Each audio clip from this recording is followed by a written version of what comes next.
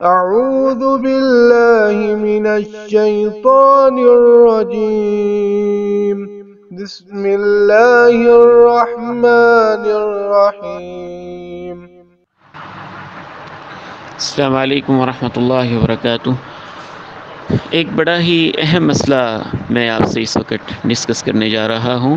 بعض بہنوں نے پوچھا ہے کہ نماز فجر وقت پر نہیں ادا کی جاتی، تھکاوٹ سی ہوتی ہے، نیند پوری نہیں ہوتی، یا بعض دفعہ کوئی ایسی بیماری ہوتی ہے نیند کی کمی کی کہ رات جلدی نیند آتی ہی نہیں ہے، یا کوئی تکلیف ہو رہی ہوتی ہے جسم میں تو فجر کی نماز رہ جاتی ہے۔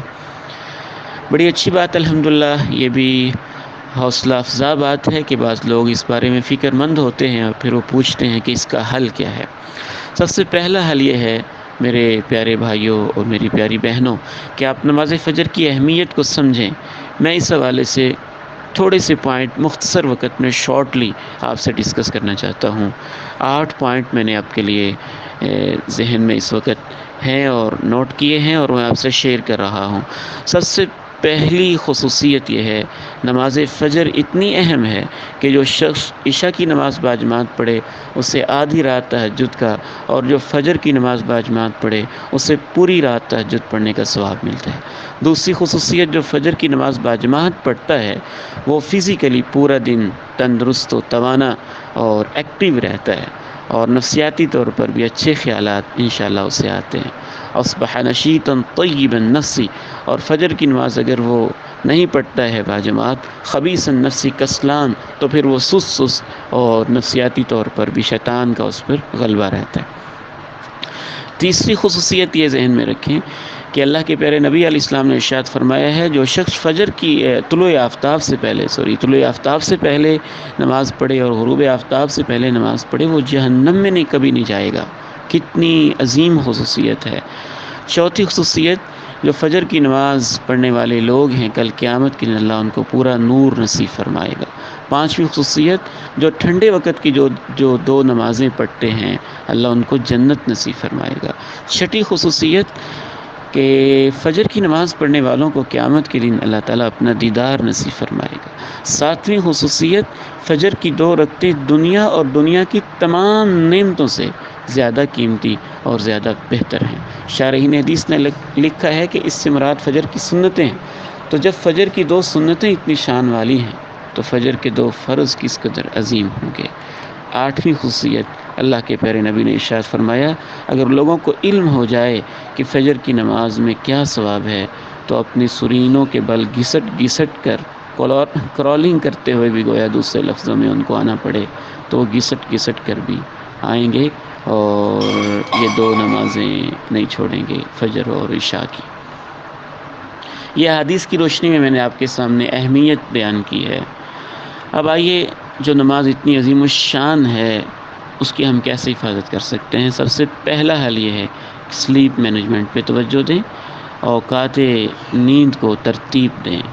آج سوشل میڈیا کا دور ہے، لوگ رات گئے جاگتے رہتے ہیں، گپ شپ کرتے رہتے ہیں، اس سے ٹائم گزارتے ہیں، ضائع کرتے ہیں، یہ گھر میں لیٹ واپس پہنچتے ہیں، تو اس سے تو ڈیفینیٹلی فجر کی نماز پھر رہ جائے گی۔ ایک بالغ آدمی کی نیند تقریباً اس کو 6-7 گھنٹے نیند چاہیے ہوتی ہے، تو آپ اپنی نیند کے اوقات کو اس طرح ترتیب دیں کہ فجر کی اذان سے پہلے آپ کی 6-7 گھنٹے نیند پوری ہو چکی ہے۔ دوسری چیز یہ ہے کہ گھر میں کسی بڑے سے آپ ریکویسٹ کریں کہ مجھے فجر کے وقت آپ لازماً اٹھا دیں تاکہ میری نماز نہ رہے۔ میاں بیوی ایک دوسرے کے ساتھ یہ طے کر سکتے ہیں، یہ ایگریمنٹ کر سکتے ہیں، بڑے ثواب کا کام ہے، بہت فضیلت کا کام ہے۔ تیسری صورت یہ ہے کہ آپ الارم لگائیں، اور الارم لگانے کے لیے آپ کو ایک ٹپ دینا چاہوں گا کہ آپ 3 الارم کم از کم لگائیں۔ اگر آپ عادی ہیں کہ فجر کی نماز کے وقت آپ کو جلدی آنکھ نہیں کھلتی تو 3 الارم لگائیں۔ ایک الارم لگائیں، پھر 5 منٹ کے وقفے سے دوسرا الارم لگائیں، پھر 5-10 منٹ کے وقفے سے تیسرا الارم لگائیں۔ تو بار بار جب الارم بجے گا اور آواز اس کی اونچی رکھیں تو انشاءاللہ آپ کی یہ محنت ہی شاید اللہ کو اتنی پسند آ جائے کہ آپ کو اللہ تعالیٰ ویسے ہی الارم کے بغیر ہی ایک دن وائے اٹھنے کی توفیق دے دے۔ چوتھا طریقہ یہ ہے کہ سونے کے اذکار پڑھ کے سوئیں، اور خصوصاً 33 دفعہ سبحان اللہ، 33 دفعہ الحمدللہ، 34 دفعہ اللہ اکبر رات کو پڑھ کے سوئیں۔ اس سے انشاءاللہ آپ کی تھکاوٹ میں بھی کمی واقع ہوگی، اور ذکر کی برکت سے آپ کے اندر صبح اٹھنے کی ہمت بھی پیدا ہوگی۔ آیت الکرسی پڑھیں اور آخری تینوں کل پڑھ کے اپنے پورے جسم کے اوپر پھونکیں اور دم کر کے سوئیں۔ پانچواں حل اور اس کا علاج یہ ہے کہ اگر آپ بیماری اور تکلیف کی وجہ سے وہ نہیں اٹھ پاتے، اور رات گئے، بعض لوگوں کو عادت ہوتی ہے کہ ان کو نیند ہی رات کے آخری پہر میں جا کے آتی ہے، وہ تو میں سمجھتا ہوں بعض دفعہ ایک شیطانی پیچھے فیکٹر ہوتا ہے۔ اگر آپ کو بالکل رات کے آخری پہر میں نیند شروع ہوتی ہے، کوشش کریں کہ پھر آپ آخری پہر ذکر میں لگا دیں، تلاوت میں لگا دیں، نفل میں لگا دیں، دعاؤں میں لگا دیں، اللہ کے سامنے رونے گڑ گڑانے میں لگا دیں۔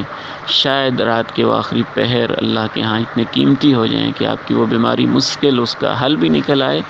اور پھر آپ یہ کوشش کریں ایک آخری آپشن کے طور پہ کہ رات پھر جہاں آپ ساری رات آپ نے جاگ لیا ہے، تو آخری 1 گھنٹہ 2 گھنٹے فجر کی اذان سے پہلے سونے کی بجائے آپ ہمت کر کے 1 گھنٹہ اور جاگ لیں، اور فجر کی نماز کے بعد نماز پڑھ کے سو جائیں۔ اور سب سے اہم ترین اور آخری گزارش یہ ہے کہ اللہ تعالیٰ سے دعا کریں، رب اجعلنی مقیم الصلاۃ ومن ذریتی، اے اللہ مجھے ایسا بنا دے کہ میں تمام نمازوں کو وقت پر پابندی کے ساتھ اور اہتمام کے ساتھ ادا کرتا رہوں، میری نسل کو بھی ایسا بنا دے، میری اس دعا کو قبول کر لے۔ یہ دعا اللہ تعالیٰ سے کثرت کے ساتھ کریں۔ السلام علیکم ورحمۃ اللہ۔